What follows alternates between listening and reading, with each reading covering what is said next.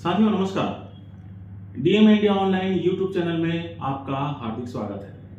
आज हम personality of the week की खास कड़ी में बातचीत करने जा रहे हैं डॉक्टर मोहम्मद आरिफ साहब से। आरिफ साहब, स्वागत है आपका इस कार्यक्रम में। धन्यवाद।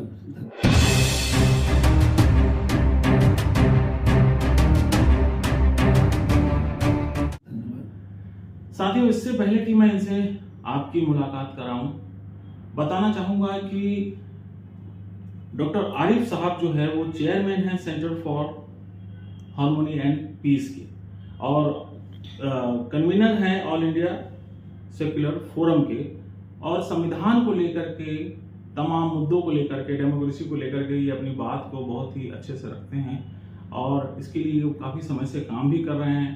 बनारस के प्रोफेसर रहे हैं। आज इनसे ही बात करेंगे और तमाम मुद्दों को लेकर के।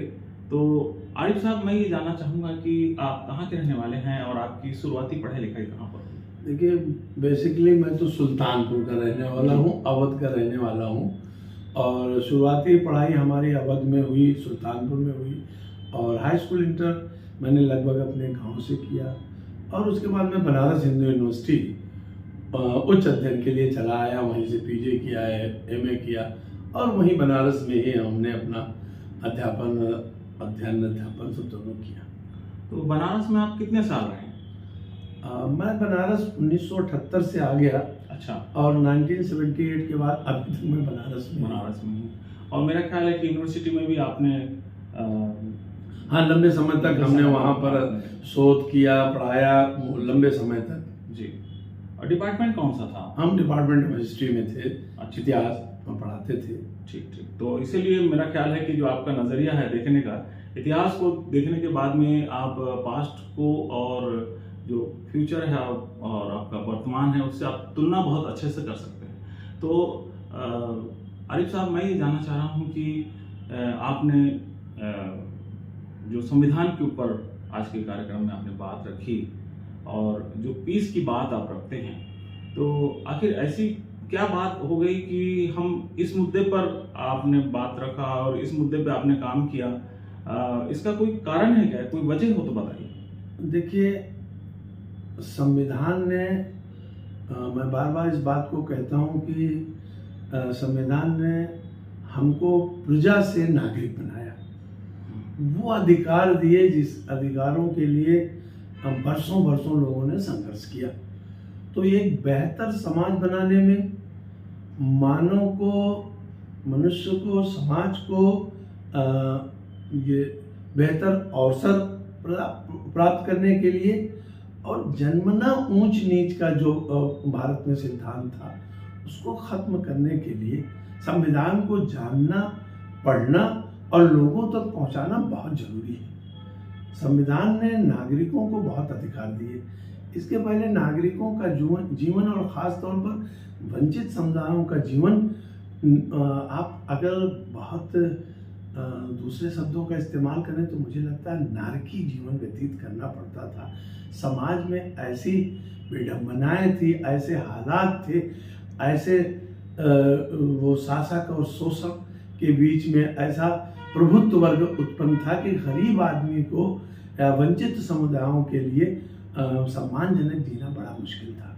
संविधान ने हमें सम्मानजनक जीने से, लाइफ विद डिग्निटी का जो सिद्धांत दिया, वो बहुत बड़ा मानव इतिहास में बहुत बड़ा योगदान है। ठीक है। आपने जो कहा कि ये बहुत महत्वपूर्ण है, आपकी जो लाइन है कि संविधान ने प्रजा से हमको नागरिक बना दिया। आप ये भी मानते हैं, मैंने आपके कार्यक्रम को देखा है, कि जो संविधान है, तो संविधान जो बनाया गया है, संविधान दरअसल वो हमारे जो संविधान निर्माता के जो 350 के करीब जो लोग थे, वो कैसा भारत चाहते थे, उसका एक प्रतिबिंब है संविधान। तो संविधान के बारे में आपने जो कहा है और आप कहते हैं, तो मैं चाहता हूं कि जो नेहरू और डॉक्टर अंबेडकर के परिप्रेक्ष्य में, खास तौर पर आज के समय में संविधान का क्या प्रासंगिकता है, मेरा ख्याल है कि इस पर कुछ आप बात। देखिए, संविधान एक परिपूर्ण दस्तावेज है जिसमें हमारे तरक्की के, हमारे सम्मानपूर्वक जीवन जीने के और हमारे वो रोजगार के, शिक्षा के, डिग्निटी के तमाम चीज़ें वहाँ मौजूद हैं। अब बाबा साहब जो उन्होंने जो एफर्ट किया, तो ऐसा एफर्ट शायद कोई कर पाए। उनके पास ज्ञान था, उनके पास साधारण बातों को, उस डिबेट को आर्टिकल में बदल देने का हुनर था जो बहुत कम लोगों के पास था। नेहरू और उनके बीच के रिश्ते थे। देखिए, नेहरू ने ये बात बहुत मार्के की कही है कि संविधान सभा में आप देखेंगे तो वकीलों की तादाद बहुत थी। नेहरू ने साफ साफ इस बात को कहा कि ये संविधान कहीं वो वकीलों का दस्तावेज ना बन जाए, यानी एक लिमिट, एक इस बाउंड्री न खींच दे वकीलों के दस्तावेज के लिए। वकीलों पर उन्हें ऐसा नहीं था भरोसा। बाबा साहब भी एक बड़े वकील थे, लेकिन जो हुनर था इनमें और जो दर्द था आम आदमी के लिए, जो चिंता थी इनके पास आम आदमी के लिए, वो उन सदस्यों में बहुत कम लोगों के पास था। क्योंकि उसमें श्रेष्ठी वर्ग भी मौजूद था, राजा महाराजाओं के प्रतिनिधि मौजूद थे और कई ऐसे लोग थे जो धर्म के प्रतीक थे या धर्म के प्रति बहुत रिजिड थे। ऐसे तमाम लोग मौजूद थे जो संविधान को देखते तो अच्छी नज़र से थे, बनाने की प्रक्रिया में थे, पर जो दर्द बाबा साहब के जरिए उभर कर आया, जो बाबा साहब आम आदमियों के जीवन को पहचानते थे, वो उनमें से बहुत लोग नहीं पहचानते थे। वो बहस तो कर सकते थे, बात तो कर सकते थे, लिख सकते थे, लेकिन उसको कानून की शैली में बदलने की क्षमता उसमें कम लोगों में थी। बहस करने की क्षमता थी, उनकी चिंता भी जायज थी। नेहरू इस बात को समझते थे। तो पूरे डिबेट में अगर आप देखेंगे कि नेहरू कहीं ना कहीं हस्तक्षेप करते हुए आपको मिलेंगे, क्योंकि नेहरू की नीयत बहुत साफ थी। और बाबा साहब जैसा व्यक्ति जो संविधान राइटिंग का एक्सपर्ट हो और नेहरू का साथ मिला, नेहरू उन पर विश्वास करते थे, तो बहुत कुछ ऐसी चीजें आ पाई जो बाबा साहब की इच्छा के अनुरूप थी। वरना श्रेष्ठी वर्ग वहां था, जातीयता को मानने वाला वहां व्यक्ति मौजूद थे, शोषक वर्ग भी मौजूद था। ये स्वतंत्रता बाबा साहब को जो मिली, ये काम करने की, बात करने की, लिखने की, ये उनकी योग्यता से मिली। अगर बाबा साहब की बात करें तो वो हिंदू कोड बिल को लेकर के वो चिंतित थे, और जो खास एक बहुत महत्वपूर्ण पॉइंट था वो ये था जमीन का बंटवारा को लेकर के, कि जमीन जो है वो न केवल आर्थिक पहलू था बल्कि वो सामाजिक श्रेष्ठता का भी प्रतीक था। तो आप क्या मानते हैं कि बाबा साहब का जो व्यू था जमीन को लेकर के, भूमि के आवंटन को लेकर के, क्या उसमें उनको कुछ सफलता मिली? हाँ, बिल्कुल सफलता मिली। उन्होंने लोगों का ध्यान खींचा और बाबा साहब का व्यू इस मामले में बिल्कुल समीचीन है, बिल्कुल सही है। क्योंकि देखिए, भारत में उनका ये कहना था कि भारत में जमीन सिर्फ आर्थिक संसाधन के लिए नहीं है, ये सामाजिक प्रतिष्ठा का प्रतीक है। इसलिए जमीन पर के आवंटन, जमीन का जो लोगों के पास रहे, वो चिंता करते थे। गांव में आज भी देखिए, जिनके पास जमीन है और जिनके पास सरकारी नौकरियां हैं, ठीक है कि बदल रहे हैं आर्थिक दृष्टि से, लेकिन प्रतिष्ठा उन्हीं के पास है। गांव में सम्मानजनक जीवन जीने का, और गांव को वो बाबा साहब बजबजाती नाली कहते थे, शहरों को प्रेफर करते थे। क्योंकि गांव में जितनी असमानता थी, जितना असंतुलन था, जितना ऊंच नीच था, जन्मना ऊंच नीच का भाव था, वो बाबा साहब उसको जानते ही नहीं थे, बल्कि उन्होंने जिया था। इसलिए उनकी भाषा जो है कई बार हमको कड़ी मिलती है, लेकिन इसलिए कड़ी नहीं है कि वो किसी से घृणा करते हो, किसी से नफरत करते हो, बल्कि इसलिए कड़ी है कि उन्होंने उस दर्द को झेला था। वो उस दर्द का और बाकी देश भर के लोगों का के दर्द का उन्हें एहसास था। आप कल्पना कीजिए कि बाबा साहब इतने पढ़े लिखे, इतने उच्च श्रेणी के व्यक्ति थे, बावजूद उसके उन्होंने कितना झेला। तो उस गरीब आदमी की, उस दलित की चिंता कीजिए जो ना पढ़ा लिखा है, बेरोजगार है, और दूसरा उसका शोषक उसी गांव में मौजूद है। वो क्या कहते हैं, द्वैत दर्जे का नागरिक माना जा रहा है, उससे बेगार लिया जा रहा है, उसकी संपत्ति, उसके सब पर नजर रखी जा रही है, तो उसकी क्या हालत होगी। ये बड़ा काम मैं मानता हूं कि बाबा साहब को उस बात का, उस दर्द का उन्हें एहसास था। इसलिए वो जमीन को मानते थे कि जिसके पास जमीन है वो बहुत प्रतिष्ठित है गांव में। इसलिए जमीन के बंटवारे के लिए, जमीन को के डिस्ट्रीब्यूशन के लिए वो चिंता करते थे।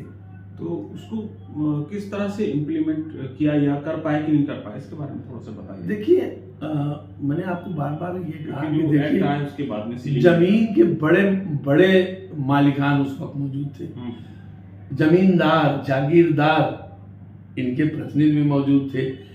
और जमीन, उसको कहते हैं मूंछ का प्रश्न, नाक का प्रश्न होता था। जमीन कोई देना नहीं चाहता था, और बहस में भी जमीन दी नहीं जा रही। जमीन का मैंने आपको ये भी कहा कि देखिए किस तरह से नेहरू के शुरुआती दौर में लगातार जो है लैंड एक्ट के खिलाफ, जमीनों के को लेकर तमाम कोर्ट के डिसीजन जो है ये सरकार के खिलाफ आने लगे। पर बाबा साहब इस मामले में सफल रहे कि उन्होंने जमीन का प्रश्न राष्ट्रीय प्रश्न बना दिया, और इसकी चिंता कांग्रेस कैबिनेट को भी हुई, और स्पेशली नेहरू को बहुत चिंता थी।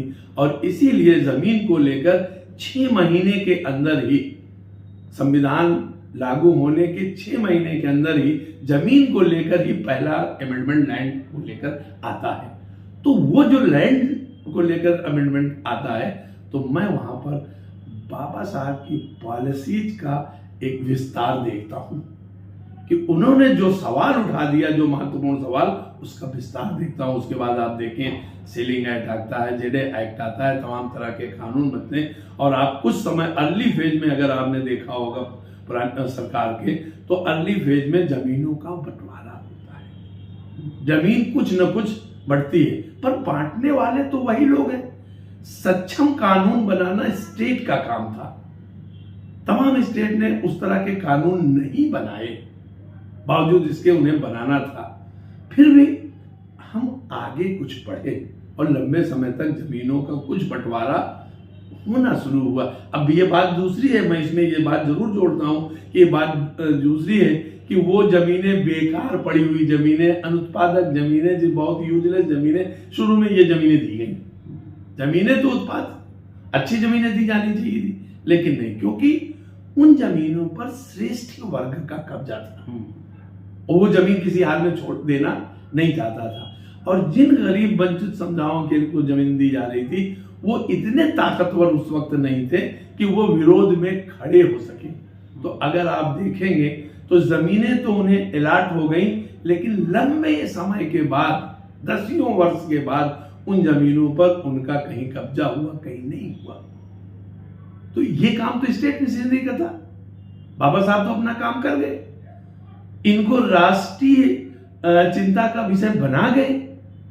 लेकिन और इसीलिए मैं बार बार कहता हूं कि बाबा साहब का ये सेंटेंस मुझे हमेशा याद आता, और किसी तरह कभी मेरी बात होती है उसमें रखता हूं, जो उन्होंने कहा कि अगर संविधान को लागू करने वाले लोग अच्छे नहीं होंगे तो संविधान अपना महत्व खो देगा।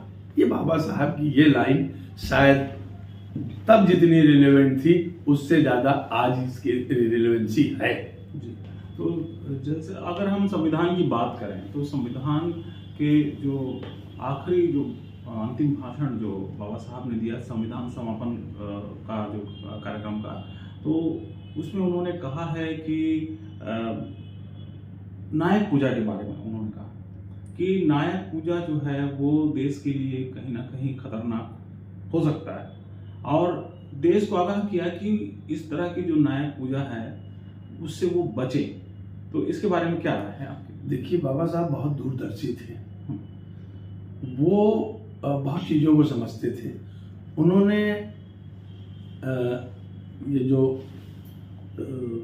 ये कॉन्स्टिट्यूएंट असेंबली है उसमें इस तरह के डिबेट देखे थे, सुने थे, लोगों का बिहेवियर देखा था कि किस तरह से ये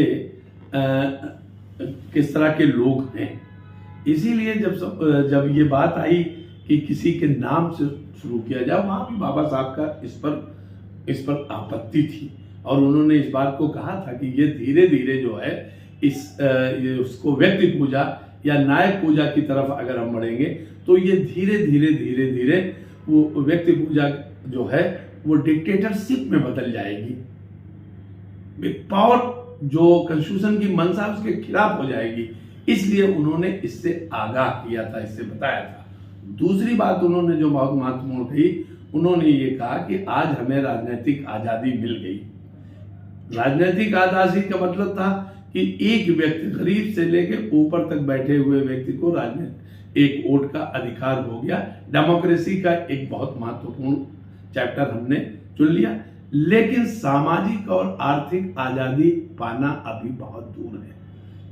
ये आजादी का प्रश्न अभी बहुत महत्वपूर्ण है, इसके लिए संघर्ष होने की जरूरत है, इसको पाने की जरूरत है। अगर इसको हम अचीव नहीं कर पाए तो संविधान का मूल्य बहुत कम हो जाएगा और ये जो लोग होंगे जो सामाजिक रूप से दलित रखे जाएंगे, जो आर्थिक जिनकी स्थिति ठीक नहीं होगी, असमता मूलक समाज नहीं बन पाएगा, बराबरी का दर्जा नहीं मिल पाएगा, लोगों को जो है इक्वल अपॉर्चुनिटी नहीं मिलेगी, लोगों को डिग्निटी लाइफ नहीं मिलेगी, तो क्या होगा कि ये लोग उठ खड़े होंगे और एक नई तरह की दुनिया बनाने की कोशिश करेंगे।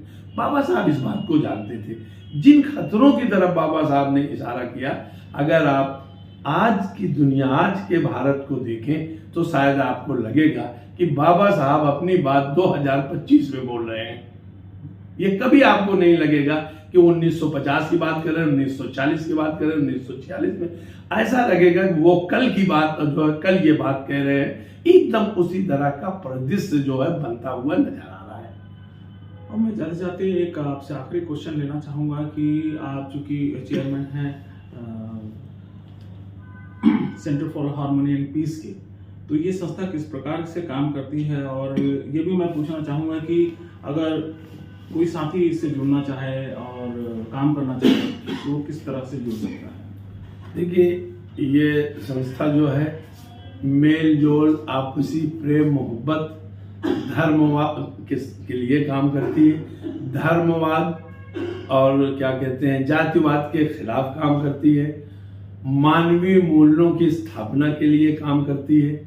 और जो हमारा ये संयुक्त संघर्ष रहा है उसको याद करती है, उसको लोगों तक ले जाती है और जन्मना ऊंच नीच की जो थियरी है उसके खिलाफ है। ये बहुत ओपन संस्था है, जो भी चाहे अपने इससे जुड़ सकता है। इसकी कोई फीस नहीं है, इसका कोई इस तरह का छुपा हुआ एजेंडा नहीं है।